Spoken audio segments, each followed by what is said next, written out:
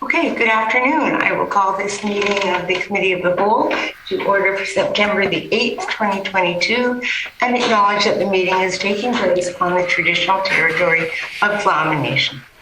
Directors, you have an agenda in front of you. I don't believe there are any changes to the agenda, so if there could be a motion, please, to adopt the agenda as circulated. Director Leishman, seconded by Director Fall. Discussion? Seeing none, all in favor? Any opposed? Carried. The minutes of August the 18th, 2022. Are there any errors or omissions? Seeing none, a motion to adopt the minutes, please. Director Brander, Director Fall. Discussion? Seeing none, all in favor? Any opposed? Carried. There are no delegations and inquiries, no unfinished business, so we are on to correspondence. 6.1 from the TECSADA group regarding the proposed tower on Mount Davies. Motion to receive. Move receive. Yeah, it's been moved, seconded by Director Bravicon. Discussion? Seeing none, all in favor? Any opposed? Carried. 6.2 from Jim Snetzinger from the Forest Enhancement Society of BC. What is your pleasure with this item? Receive. Move receive. Thank you. Seconded by Director Fall. Okay. Any discussion? Seeing none. All in favor? Any opposed? Carried. 6.3. Anything white regarding a heat warming plan for TECSADA.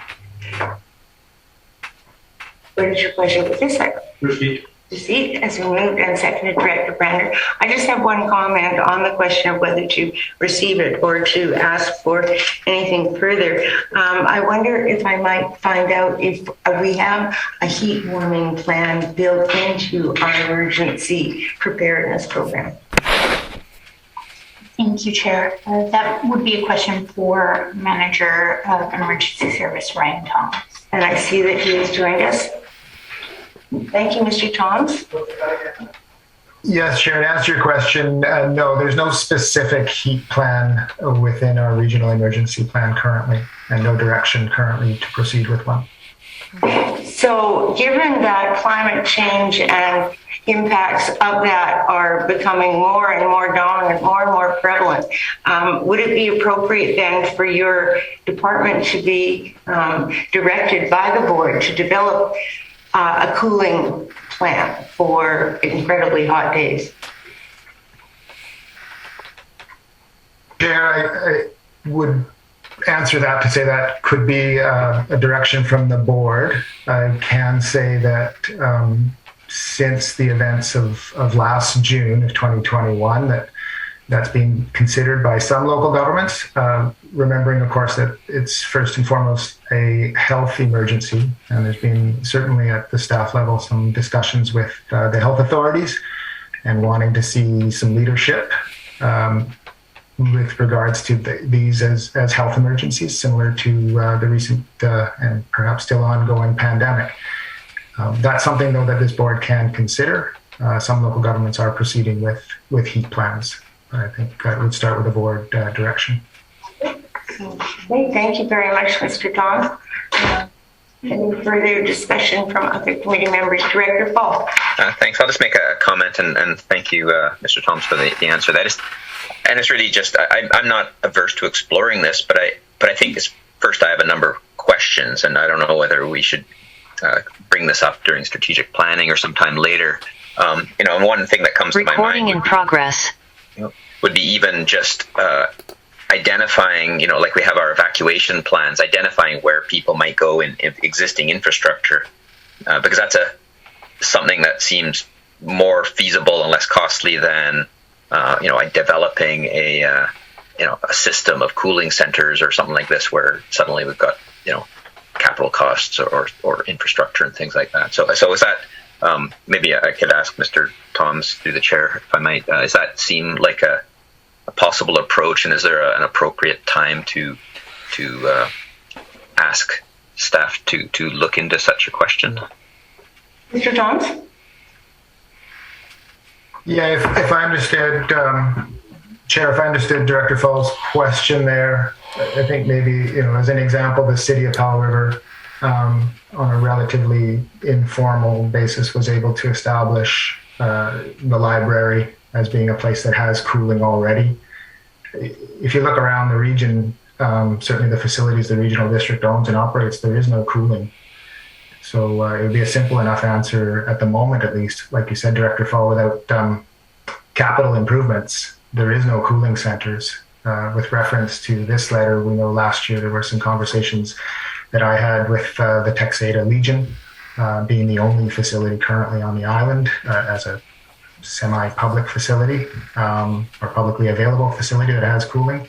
So yeah, it'd be one thing to have a plan, but of course, without any infrastructure right now, you'd be looking at how would you implement without some costs, and would there be perhaps funding then to pursue those costs? So I'm not sure it's entirely an easy question, and again, I'd encourage you to consider also the health authorities' roles in these and the vulnerable populations that they're also responsible for. There's no doubt heat is a serious health issue and deserves attention. I guess the question from this board is, do you want to make that something that's a priority?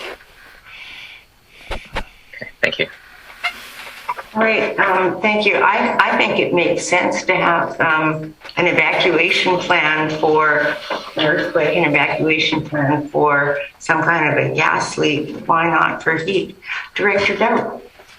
Yeah, and I think what they're asking for is a heat warming unit plan. And what we see other places do, like the city of Vancouver or the city of Powell River, is they utilize the resources that they already have to provide cooling. We have a provincial emergency program that provides heat warnings. I saw the warnings happening through this summer. I was aware it was going to be hot.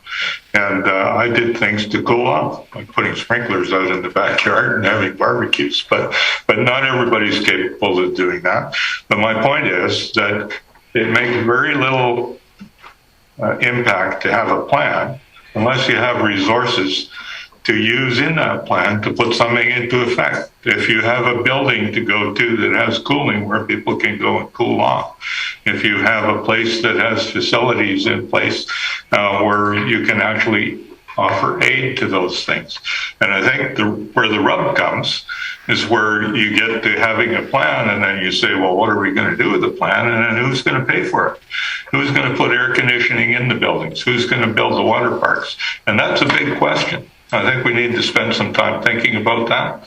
I think things have improved over 2022 over what they were in 2021 because there is a provincial heat warning program that goes on right now. But I would be very careful about saying we're just going to implement the plan without putting some resources in place to make sure that the plan works and there are places that people can go to cool off. So I would prefer us all to think about it and put together some sort of a reasonable plan to go forward after thinking about it rather than just reacting to this one piece of correspondence. And that's sage advice, Director Dow. But I also think that there are places that provide services that are already in place. One place on Texada that provided a cooling space was First Credit Union. They have a lovely little sitting area, air conditioning. In fact, it was actually cold in there during the heat wave. So, but nobody knew about it. So, I mean, part of that is communication through a plan or through whatever the communication means is to let the public know that there are resources out there that they can make use of without it being any cost to the taxpayer or any capital cost to the facility. So, Director Brandon. Thanks, Chair. I just want to suggest we've gone well beyond the scope of receiving the correspondence. Well, yes. Circle around back there again. And you're correct, but as I said, it was debating whether or not to receive or to ask for other action. So I would we should have the vote on the motion to receive, and then if anyone would like to ask for a staff report to come back to the new board regarding having, cooling, warming facilities in place as part of the evacuation plan, maybe that could come about as a second recommendation. So is there anything further on the motion to receive? Seeing none? Okay.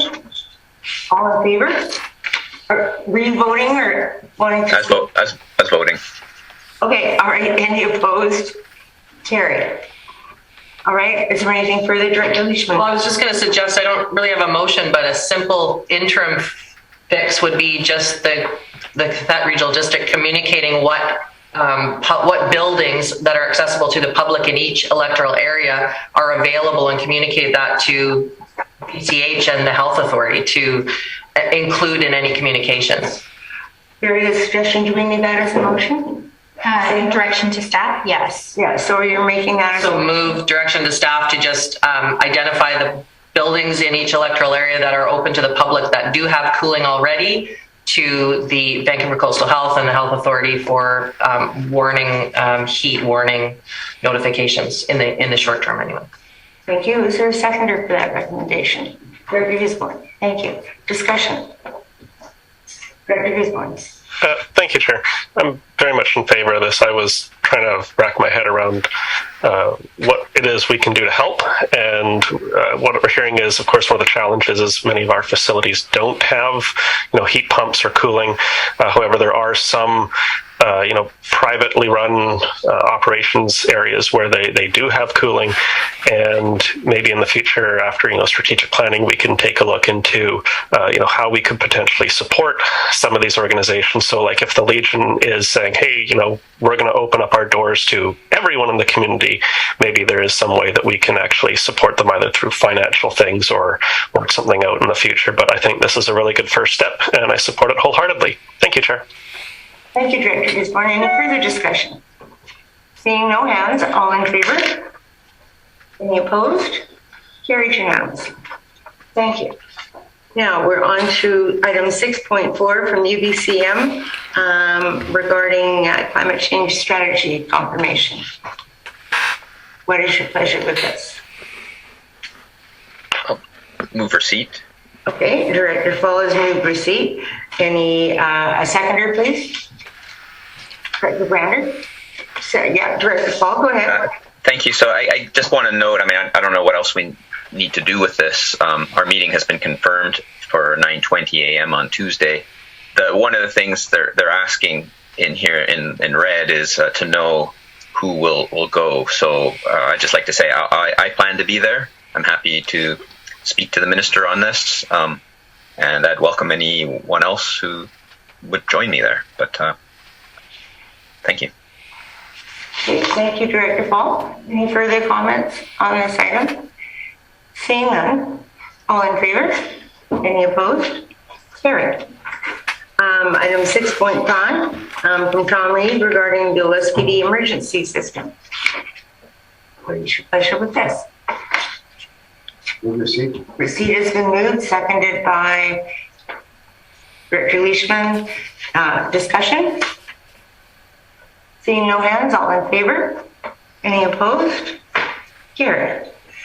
6.6 from UBCM regarding the proposed meeting with the Minister of Health, and it's a regret. So the recommendation has been moved, and that's a two-part recommendation with an and that's to ask for a staff meeting instead. Is there a seconder for that? Director Leishman. Thank you. Discussion? Seeing no hands, all in favor? Any opposed? Carried. All right, we are now moving on to reports, and the first one is on the anti-discrimination and anti-racism policy, and you have the recommendation before you. Director Brandon. Move the recommendation. Recommendation, Director Leishman, second. Discussion. Director Brandon, and then Director Fall and Director Gisborne. I just want to say I strongly support this move. It was very nice of Lidstone and Company to provide a template, and I agree with the amendments that have been made. It's long overdue. Thank you. And Director Fall. Thank you, Chair. And I want to say I really appreciate the work staff put into adapting it to fit with our other policies. I think this is the right move. I have a couple detailed items, and I don't know whether they need motions, but they're just some little things. So just like one comment, I like in sections 4.5, 6, and 7, which are about the rights of different parties. I really like the reference to informal and formal intervention, because I think that's how we try to do things, and I think that's great. The details I have is I have 3, I guess. So section 4.8, which is about the investigator. What page are you on, Director Paul? So that's on page 97 of the. So that's on page 97 of the 45 of 64 of the report, 97 in our PDF. So that's section 4.8, the investigator. So it lists a bunch of things for the investigator, and I was just maybe I'll frame it as a question. It says prepare a written report, and preceding the written report it says recommend a mediation process where appropriate, but it doesn't say anywhere in there to make recommendations. So I was wondering if there should be a separate item or even part of the written report. For example, G could say prepare a written report which includes recommendations where appropriate. So it's really making it clear the investigator is being asked not just to write a report, but to make recommendations that the investigator believes is appropriate. So that's one item. There's a couple more minor ones, but the next. So actually, I'm just going to limit it to these 3. So the next one is 6.1, which is on page 47 of 64. 6.1b, which is in the case of an officer or employee, any administrative change that is appropriate, and then it says, i.e., job site or position transfer, no contact. So I guess two minor things, and I know it's a bit quibbling, but I think when I looked at and this issue is in the original template. I think the IE should be an EG. Those are examples of things that can happen, and there is a missing comma after transfer, so it should be job site or position transfer, comma, no contact for a period of time, comma. That's very minor, but and the last one is on page 48, which is sections. It's actually all of section 8, and there was a revision to how the template looked, which was fine, but sections 8.1 and 8 to 8.3 list the elements of a party who is acting in good faith. So someone, to be free from having reprisals. So they make a complaint, they should be free, identify or oppose a practice, implement or participate in investigation. 8.4 and 8.5 are different. They're actually consequences of that.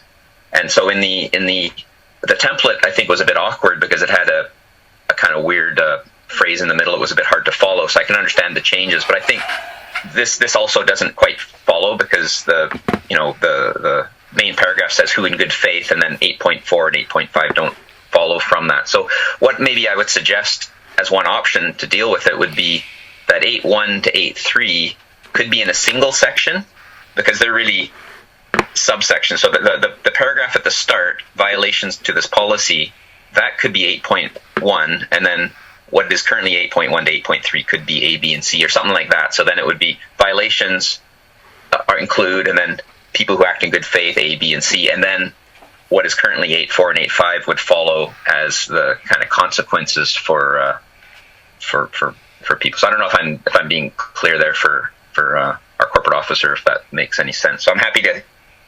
I think it's great. I think this is a really timely and useful thing. I just wanted to point out those minor things to make it as good as it can be. Okay, well thought out suggestions. Thank you. CAO. Thank you, Director Follen, through the chair. Yes, I would just suggest referring this back to staff to include those changes, and then we could bring it to the board with those changes included for adoption. That was just desired. Okay, so that would be would that be an amending motion then, or should I just move to refer it back to staff? Refer it back to staff with the changes outlined by Director Fall. Okay, maybe I'll do that, but maybe I want to be polite and let the other board members have their comments first. Okay, thank you very much. I had Director Gisborne, I think you were next. Yes, thank you. Okay. I like this policy, but I do have some concerns, and I'm wondering if I got some questions and maybe they can be answered. I'm wondering, could this policy potentially be weaponized by the majority to prevent the minority from calling out the privilege held by the majority? Because quite often when the discussions of race or systemic racism or these kind of things are brought forward, sometimes the minority are having to call out what the majority aren't aware of. They don't see it because that's the impacts of privilege. So that's my first question is, could this policy actually be weaponized against the minority for, say, calling these issues out in, and I'm referring not to necessarily our staff, more so board or elected officials. That's my first question. Thank you, Chair. Yeah. Thank you, Chair. That question sounds like a question for the committee, and not a question that staff could answer. Okay. If anyone wishes to respond to that question, seeing no hands, did you have a follow-up question, Director Gisborne? Yeah, because that's one of my main concerns is sometimes we bring in policies that make it very difficult for elected officials to talk about racism and racial discrimination, and as a result, sometimes it can have the opposite effect of what we actually intend. And that's where I do have some concern about what are the unintended consequences. There's the old saying, the road to hell is paved with good intention. So the other question I have, and I guess this one is for the Assembly, is if we move forward with the anti-racism policy, does that mean members of the board will be allowed to discuss, things like exclusionary zoning or, inadvertent segregation effects that may be existing in our policies, and then because if we don't address them, then how do we fix them? That's kind of what I'm talking about here. Thank you, Chair. The land use is an issue for the planning committee, and as such would be considered by that committee. This is quite a different matter for consideration by the whole board.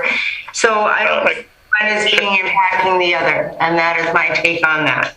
All right, we have two other speakers on the speakers list. I have Director Brander next, and then Director Dow. No, you're not on the speakers list? Okay, Director Dow. Okay, just get back to where I was, searching through all the many pages of stuff that we have here. My question is about some language that's inserted on page 4 of the report. It talks about language that staff has inserted into the Lidstone and Company report. And that is words after everybody's privacy shall be protected. And then it limits that protection to only those who are protected persons under the Freedom of Information and Privacy Act. And I'm wondering why staff would want to limit the protection of confidentiality, and who are the persons protected under the Freedom of Information and Privacy Act, if anybody in the staff has the answer to that. On my study of it in the last day and a half, I haven't been able to figure out exactly who the definition of people who are protected under the Freedom of Information and Privacy Act are. Thank you. CAO. Thank you, Chair. So this policy applies to staff, to many people, and elected officials are also addressed in this. And items concerning elected officials are generally not protected by Freedom of Information and Protection of Privacy Act. So that is why that phrase is in there, is that might have to be an open item. just a follow-up question. Is there a definition of somewhere of the people whose privacy is not protected in this policy?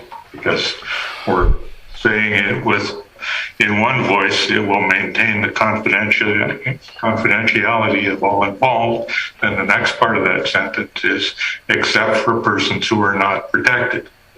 And I'm looking for the definition of persons who are not protected, because I think that's an important part of this policy.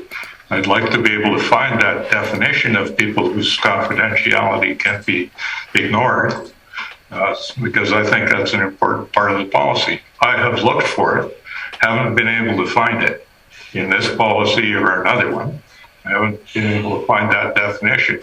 I've heard people writing things. I've read people who say these people are not protected by the freedom of information and privacy, but I haven't seen a definition. I'm trying to make it clear that what I'm asking for is a definition of the people whose confidentiality is not protected. It occurs there, and it occurs later in the policy as well. And I was looking for it just now. It's hard to find. I think it's on page 74 of the overall package, where there's kind of a double and triple negative about people who may and may not be protected at the same time. Thank you, Chair. No, that is not defined as per outlined in the Freedom of Information and Protection of Privacy. Staff could be directed to look further to see if that could be defined, if that's desired by the committee. Okay, well, just as a reply to that, I think it's important that if we're going to protect some people's confidentiality and not others, it should be clearly defined whose privacy is not being protected. Director Brabazon. I move that we refer this back to staff for clarification on the points raised by Director Dill. Director Fall. Pardon? Isn't it Director Fall? Well, the points raised by Director Dill just now, refer back to staff for clarification on the points raised by Director Dill. Okay, is there a second for that motion, Director Gisborne? Thank you. Discussion on the referral motion. Director Fall and Director Gisborne. I guess the question is, so I had raised some points and had a suggestion to refer back to staff to address those. Would staff be able to address those without adding on, or would it be appropriate to amend this motion to also add on and Director Fall? Yeah. CL. Thank you, Director Fall. That is a good point. I think it would be a good idea to refer it back to staff for to address the issues raised at this Finance Committee meeting, unless that doesn't cover Director Brabazon's intentions. Does that cover your intention, Director Brabazon? Okay, Director Fall? That's what I said, yeah. Yeah, so, Okay, that's the motion before us. That's okay too. so that is the motion before us then. All right, Director Gisborne, you were next. Thank you, Chair. I was actually going to offer an amendment to include Director Fall, but the motion before us now does actually make sense in that context. I'm a little unclear, though, still about like how pervasive this policy applies. I assumed by reading this that it applies across the entire organization and that includes our policies and bylaws in the planning department. Am I mistaken? Does this policy not apply to our planning service, or does it apply to the planning service? CL. Thank you. I'm sorry, I'm not quite understanding the question. It was a question to the chair. So if it's a policy of the board, then it would apply to the function of the board, function of the regional district, and that would include the planning service. And this is a racism and anti-racial discrimination, anti-racism policy. Okay, sorry. Just the conversation earlier. From what I heard from the chair was that the planning thing is different, but now I'm hearing that the planning issues are part of it. So, thank you for the clarification. All right. Well, I do take zoning bylaws to be quite different from an anti-discrimination policy. So, at least in our context. Is there further discussion on the motion to refer? Further discussion, seeing none, all in favor? Any opposed? Carried. 7.2, requirement to consider code of conduct. You have a recommendation before you. Is there a mover for this recommendation? Okay, recommendation, Director Gisborne, you're seconding it? Yep. All right, discussion. Director Gisborne. Thank you, Chair. I see reference to the UBCM Model Code of Conduct. The UBCM Model Code of Conduct is fairly comprehensive and is also referenced as, based on a lot of the good work that was done by Mayor Sebring in the past. And I'm just wondering, do we really need to commission Sebring Consulting as the next step, or should we consider adopting something very similar to the UBCM Model Code of Conduct before, say, going another step further? Yeah. That was a question to the chair and the assembly. Does anyone wish to comment? All right, not seeing no hands. Did you have a follow-up question, Director Gisborne? No, thank you. Okay. Further discussion, Director Fall. Thank you, Chair. I mean, that did raise a question in my mind of whether we need a consultant or not, but I don't know. I could imagine it either way. Having someone look at it would be good. Having Sebring look at it, having us review it would be fine too. Or I should say, the next board after the election. And I just wanted to make a comment that I really think it's good to see that we were ahead of the curve of Bill 26 by coming up with a code of conduct and going through that process before the province made it a requirement. So it's good to see, and I think reviewing it's a good idea.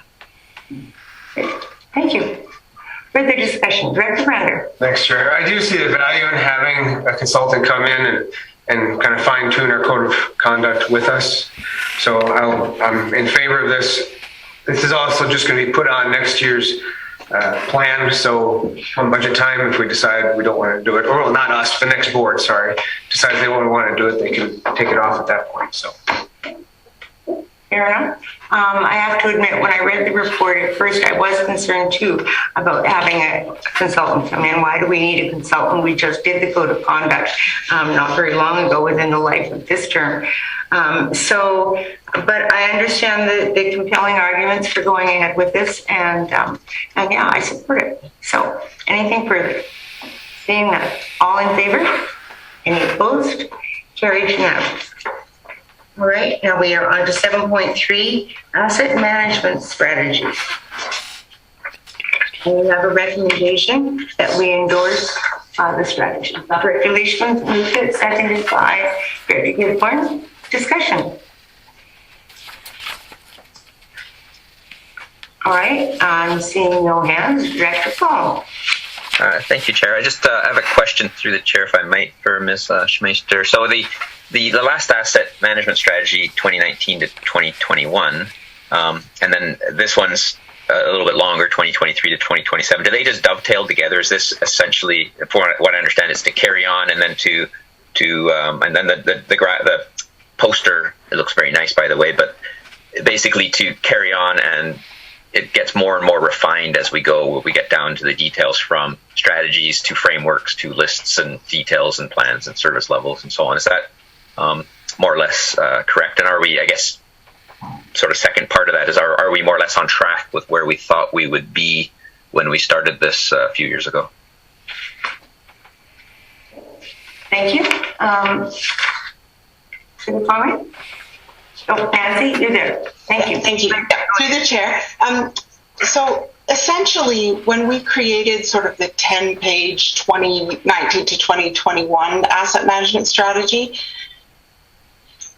it was pretty comprehensive. We had 4 major goals and 32 sort of separate action items. And I think we've really tried to just streamline it down now. We've been doing this for a while. We've been kind of settling in, and we've made a lot of progress with a bunch of those action items, but we've tried to sort of,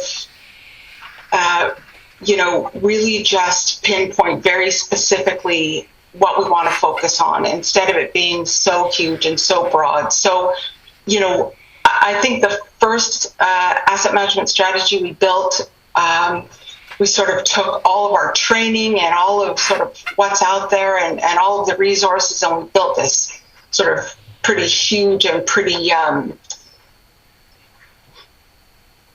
it was a lot. And so now we're just trying to kind of a little bit of reality check with the amount of time that staff in this department have to commit to this. We've, historically, we've never engaged any consultants to assist us, which is really common in a lot of local governments to do that. There's a lot of funding out there, grant funding for organizations to be able to do that.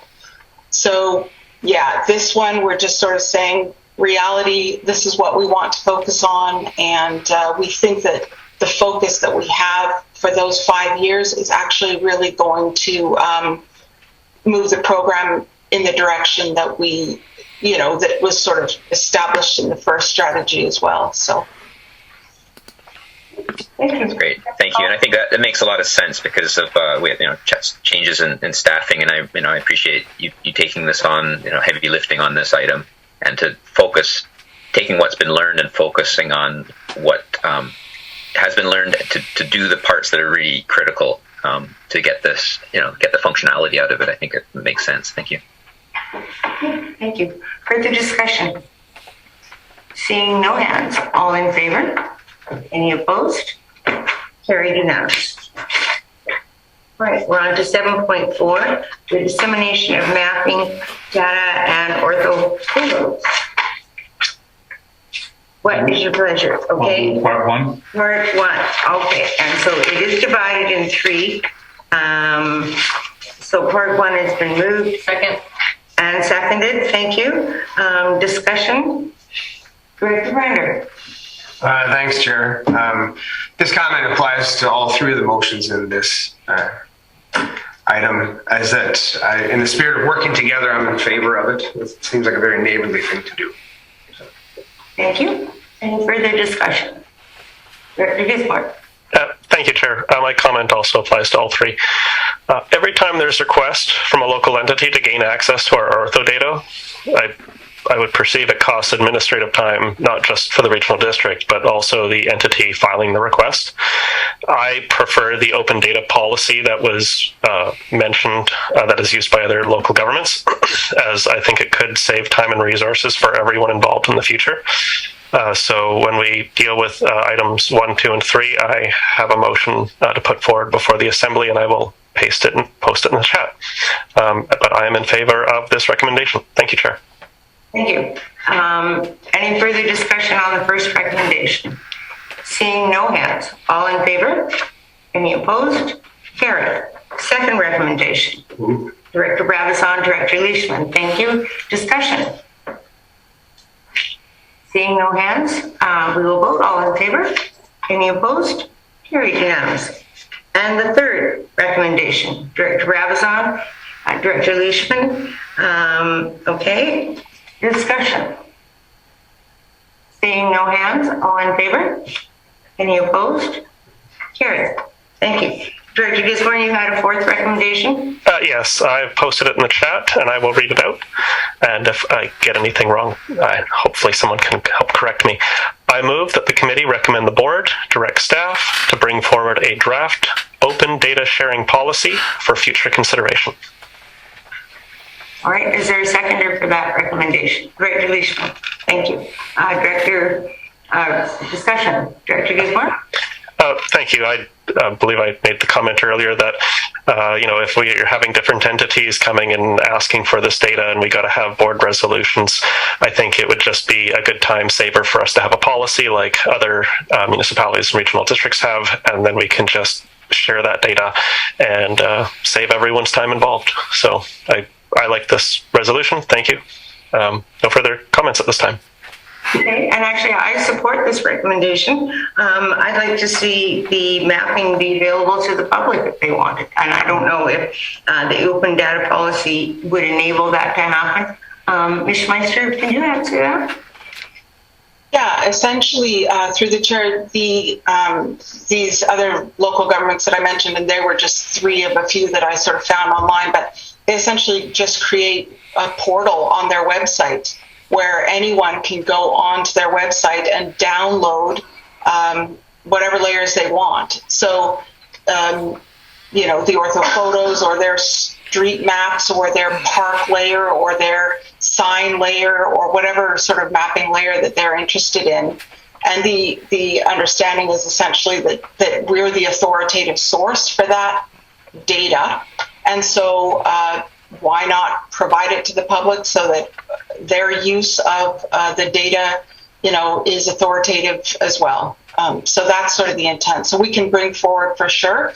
I'm not sure that necessarily a policy is required, but I appreciate this language that essentially, you know, it's just direction from the board to establish the portal and to release our, you know, and our ortho photos, they come at a cost, and you know, any of our other mapping layers onto that portal. Thank you. Just as a follow-up comment, yeah, I think that's a really good idea, and I'd like to see that happen. Director Duff, you're next. I guess what we're doing is we're asking the board to ask staff to come back with a report on open data sharing. And it's probably a good idea. I assume their report will take into account any rights limitations that come along with data we've purchased from somebody else. Because I think it's not uncommon for people who sell data, like mapping data, to things like the Cathett Regional District to say, this is for your use only and not for the use of others. And if you provide it with others, you will have to pay us a certain number of dollars. So I would hope that the report that staff brings back would expose any costs that sharing that data might expose the regional district to. Ms. Meister, would that be included in that report? Yes, thank you. Through the chair, essentially, we would not disseminate through a portal any mapping layers that were not built in-house by the regional district staff or paid for by the regional district. So we would have our ortho photos. You know, there are only so many layers that we actually generate in-house, and that's all that we would put on there. We would not disseminate any layers that came from the province or anything else. And the portal could essentially say, you know, if you download this data, essentially you are using it under these specific terms, similar to what the province has. And they're very simple terms, and we can put those together. Okay, thank you. Director Brander. Thanks, Chair. I guess I'm a little bit confused at this point. We've discussed a policy, we've discussed a report, and we've discussed a portal. So I just would like to be clear what we're voting on. From what Ms. Schweitzer said, that it doesn't sound like a policy may be necessary right now. I kind of like the idea of the report. So I'm wondering if we should be amending. Okay, there's the recommendation that the committee recommend the board direct staff to bring forward a draft open data sharing policy. Bringing forward the report. It says policy. Yeah. It doesn't say report. A draft open data sharing policy. Yes. So I guess is there a drastic difference between a report and a policy? Or? Okay, yeah. Yeah, so I would suggest an amendment that maybe we change it to a staff report. Yeah. Okay, Second. okay. On the amendment, Well, just, yeah, to be clear, so that we're taking out, through the chair, taking out taking out the word policy. and putting staff report on Okay. open data. Okay, that is the amendment that's been proposed. Any further discussion on the amendment? Director Gisborne, on the amendment. Whatever works to enable staff to come back with a report, I'm all in favor of. Thank you. Okay, thank you. Any further discussion on the amendment? Seeing none, all in favor? Any opposed? It's carried. Back to the main motion as amended. Is there any further discussion? Director Fall. Just briefly, and I think the possibility, if we can share some of this data, I think there could be a lot of benefits besides the financial or the administrative. I think this we might need to pay for this information anyways for our business, but by providing it to groups, and it would be residents and community groups, there may be various benefits that we're not even aware of. So I think it's actually really a positive step forward. It's like us providing, the regional district providing a service to societies, to groups who could use this data. So I think it could actually have some positive repercussions and be looked at positively by the community. So I support looking into this and look forward to seeing the report. Thank you. Thank you. Further discussion on the motion as amended? Seeing none. All in favor? Any opposed? Carried unanimous. And that brings us to new business, item 8.1, and Director Leishman. Thank you, Chair. There is a motion I would like to put forward. If you can share the motion, and then if there's a seconder, I can then speak to this letter that we've received and the work that I've been doing as the appointee to this committee.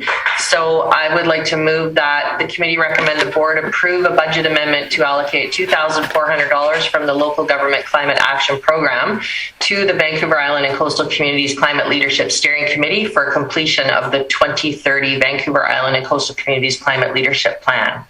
I'll second the motion, and I'll have a follow-up question. Thank you. So if I can just speak to that, Chair. There is a pretty comprehensive letter attached to the agenda that gives the background of this amazing regional committee that I've been working on since being appointed in 2019.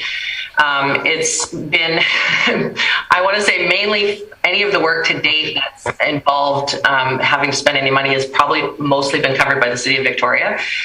We haven't been tasked to put any funding towards this entire process, and there's been a lot of research done and data collection, and we've been able to utilize some research students and research professionals at UVic, the University of Victoria, and the Pacific Climate Consortium and the National Climate Caucus, several UVic professors.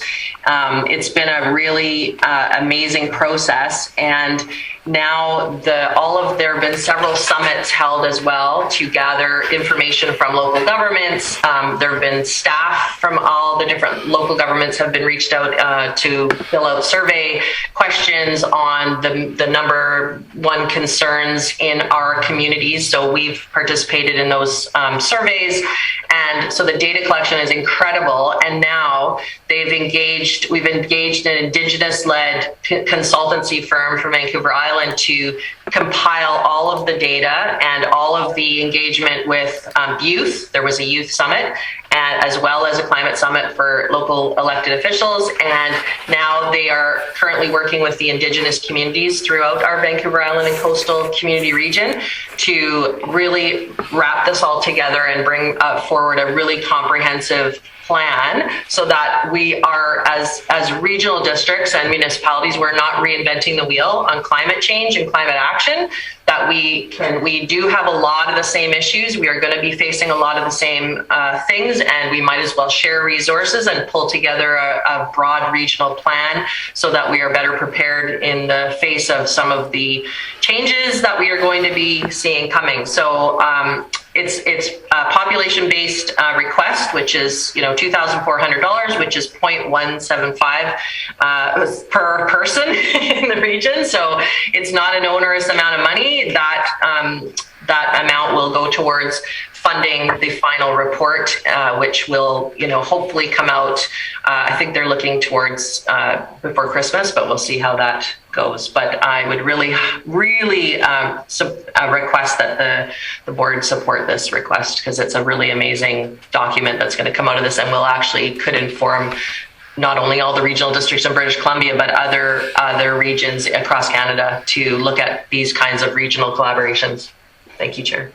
Right, and I certainly support the request, and I see the chart that's listed in the documentation. So is each regional district being approached separately? Yes. Yeah, the letters went out all at the same time. Right, okay, thank you. Discussion? Director Gisborne. Thank you, Chair. Can I see the motion again? I have a question based on the motion. Thank you, Esme. Yeah, the motion reads, amendment to allocate $2,400 from the Local Government Climate Action Program.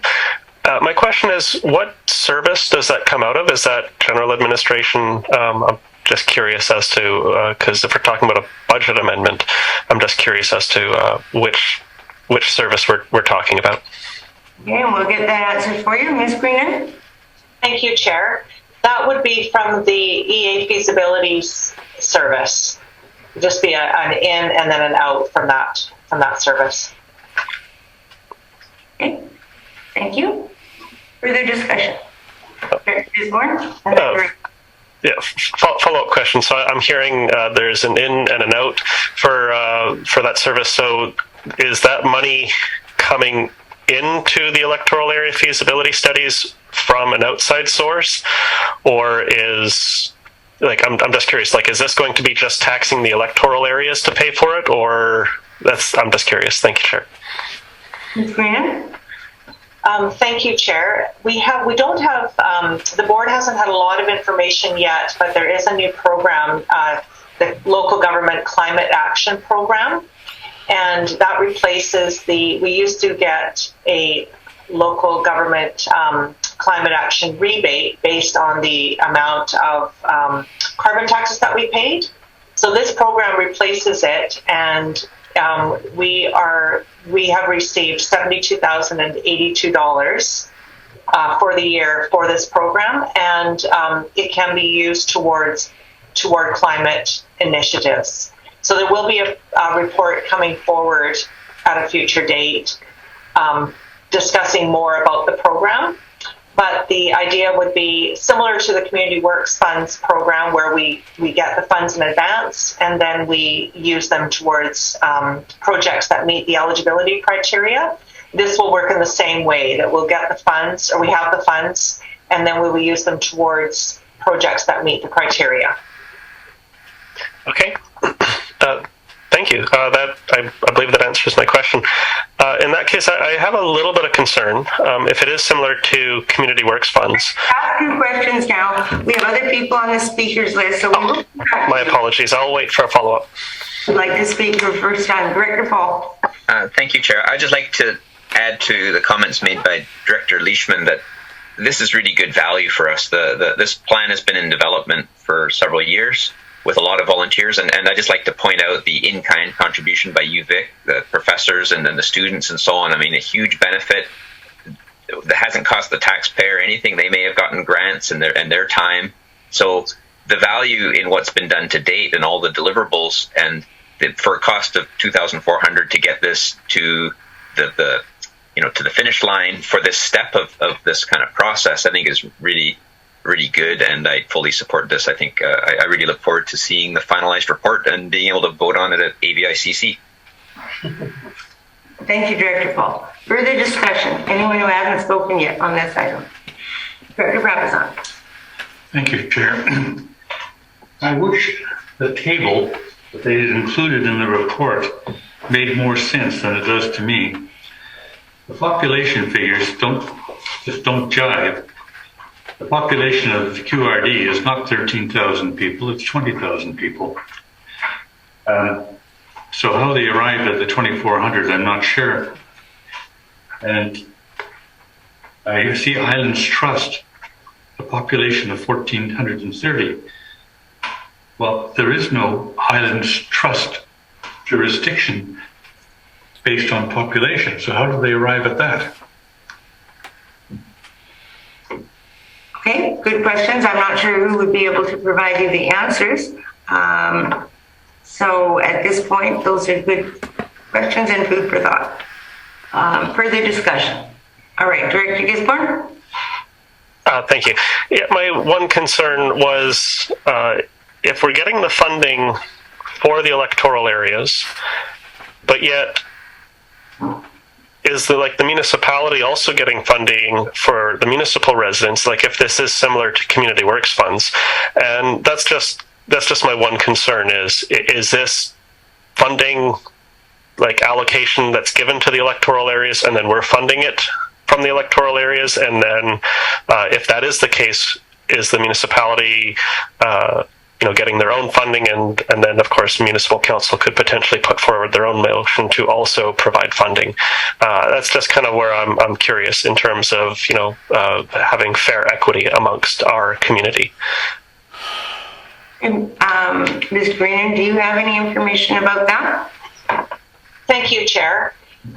Yes, there are some questions that aren't answered. So another option might be for the board to request a staff report on the funding options, and then we could do some more investigation and report further. All right, for that comment. So is there any further discussion, Director Ramadan? I made that motion. You're making that? There's a motion on the table right now. Yeah, so are you amending that motion? I'm making the motion to refer it back to staff for a report. Okay, refer back to staff. All right, seconded by Director Brander. Discussion on the referral motion. Discussion on the referral motion. Seeing no hands, all in favor of the referral? Any opposed? Director Fall is opposed. Thank you. So now that concludes new business question period. Thank you, Chair. I don't have any questions this afternoon. Great. Thank you, Mr. Galinsky. There is an in-camera session proposed. Would someone like to read the recommendation?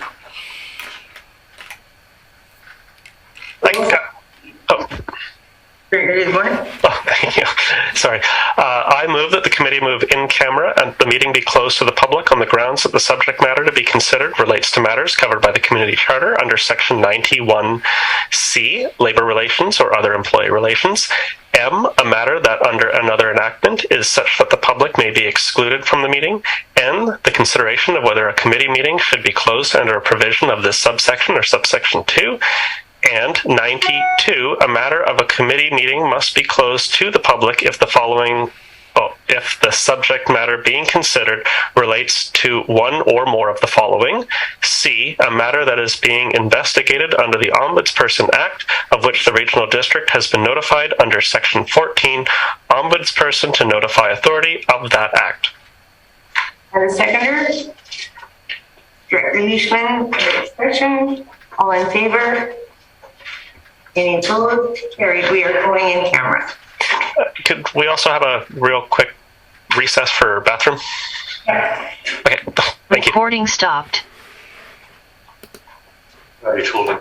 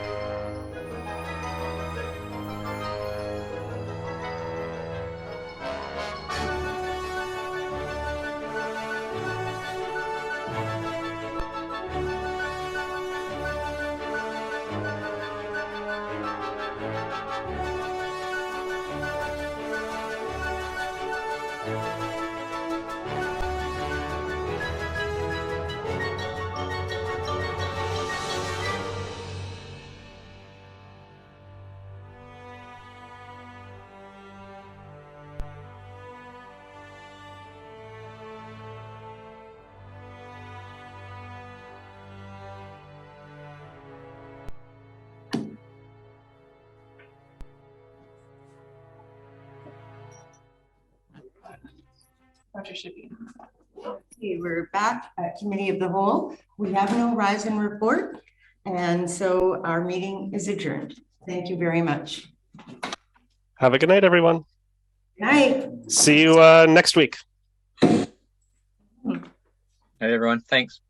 Have a good time, Megan. Yes, thanks. I hope it stays that way.